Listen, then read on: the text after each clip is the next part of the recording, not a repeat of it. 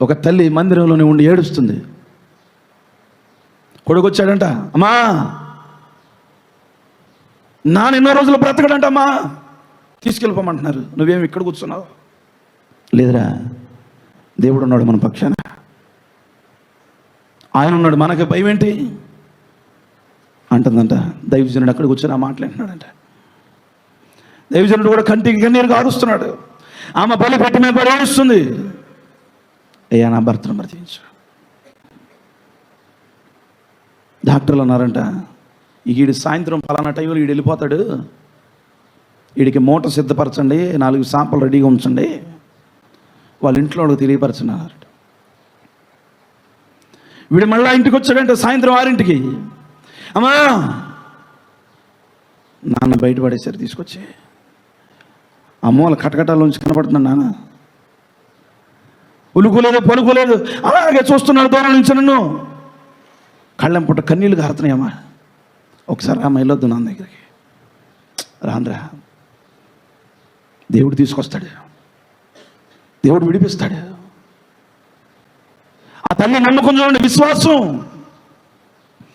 అలాగే రాత్రంతా ఉదయం తెల్లవారుజామున 4:30 గంటల వరకు కూడా మోకాళ్ళ మీద కన్నీరు కార్చిందంట. ఆమె కార్చిన కన్నీళ్లతో అది ఆ స్థలమంతా కూడా తడిసి ముద్దయిపోయిందంట. మళ్ళా ఉదయం కుమారుడు వచ్చాడంట. 9:09 ప్రాంతంలో కుమారుడు వచ్చి, అమ్మా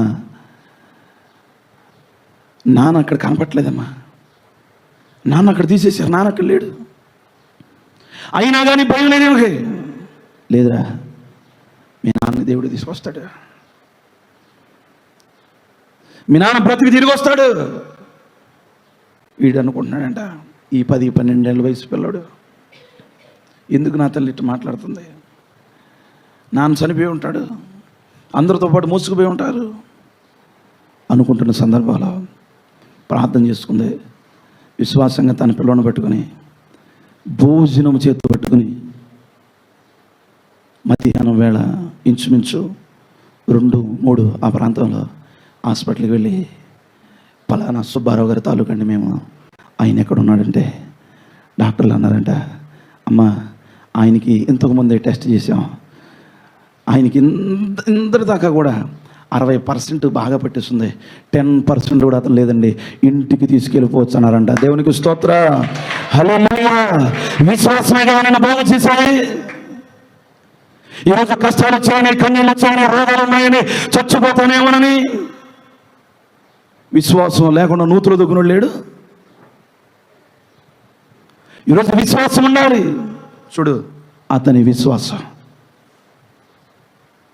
చూడు అతని విశ్వాసం. అందరూ ఆపుతున్నా కానీ దావీదు కుమారుడు అని మరి ఎక్కువగా కేకలు వేశాడు, మరి ఎక్కువగా కేకలు వేశాడు. ఈరోజు భర్తమయ్యకి ఉన్న విశ్వాసం నీకుందా? ఆయనకున్నంత విశ్వాసం నీ కుటుంబంలో ఉందా? ఈరోజు అతని దగ్గర నువ్వు నేర్చుకోవాలి విశ్వాసం. ఎంత విశ్వాసంగా ఉన్నాడు. అతని విశ్వాసమే అతన్ని స్వస్థపరిచింది. నేనన్నమాట కదా, స్వయాన దేవుడు అన్నాడు, నీకేం కావాలి అంటే, అయ్యా నేను చూపు పొందుకోవాలి, ఆయన పొందుకోవాలా, అయితే నీ విశ్వాసమే నిన్ను స్వస్థపరచును. ఈరోజు రోగంతో ఉన్నావా, కష్టాలతో ఉన్నావా, కన్నీళ్లతో ఉన్నావా, విశ్వాసంగా బ్రతుకు. యేసయ్య రాసిన డైరీలోని చివరి పేజీ వరకు బ్రతికి పట్టగడతా. ఈరోజు ఎంతోమంది రోగులన్నీ సాక్ష్యం చెప్తున్నారు, విశ్వాసం ఉందండి, ఆయనే బ్రతికిస్తాడు. ఆ విశ్వాసం ద్వారానే వెళ్తున్నాం ముందుకే. నిలబడి మాట్లాడుతున్నా నేను కూడా, విశ్వాసమే బ్రతికించేది.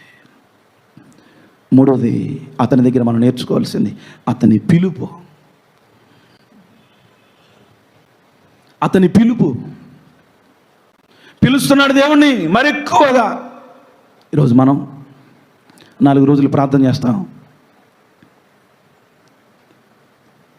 గేదె ఏనకుండా గేదె చచ్చింది అనుకో, మందిరానికి కూడా రాము. వస్తామా? రాము. ఎందుకు వస్తాం? ఈరోజు ఏదో రోగం గురించి ప్రార్థన చేస్తాం, రోగం పోలా, వస్తామా? ఎలా? వెళ్తామండి. ఏంటంటే నువ్వు దేవుని అడిగేది నీ దగ్గర లేదు. అతని పిలుపు చూడండి, ఆయన వెళ్ళిపోతున్నా కానీ గట్టిగా కేక వస్తున్నాడు, దావీదు కుమారుడా, గట్టిగా కేకలేస్తున్నాడు. మరి ఈరోజు నీ పిలుపు ఎలా ఉంది దేవునితో? దేవుని దగ్గర ఎలా ఉంది నీ పిలుపు? నీ ప్రార్థన పిలుపు ఎలా ఉంది? ఏదైనా అవసరత ఉందనుకో, 4 సార్లు చేస్తావు, 3వ సారి చెయ్యవు ఇక, ఎందుకంటే అది అవలా, ఇక ఆ పని అవ్వలేదు. కానీ ఇతను అలా కాదు, దేవుడు దాటి వెళ్ళిపోతున్నా కానీ ఇక మరలా దేవుడు ఈ చోటికి రాడు, ఇది చివరి ప్రయాణం అని మరెక్కువగా ఆ మాట అందుకే రాశారు అక్కడ, మరెక్కువగా కేకలు వేస్తున్నాడు.